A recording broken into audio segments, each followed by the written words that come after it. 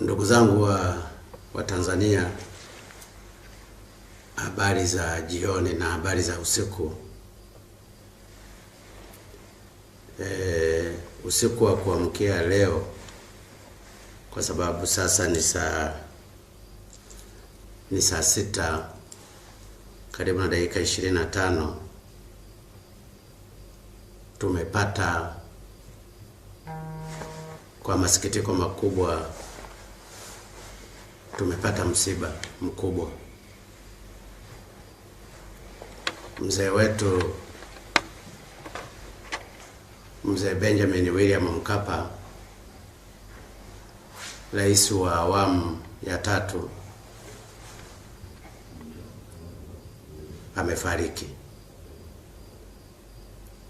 amefariki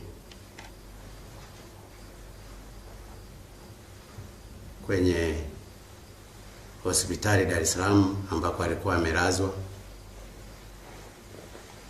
Niwaombe wa Tanzania tulipokee hili, na tumepata msiba mkubwa, na tuendelee kumwombea mzee wetu Rais mstaafu Benjamin William Mkapa, ambaye ametangulia mbele ya haki. Taarifa zingine zitaendelea kutolewa, lakini mzee Mkapa hatunaye tena.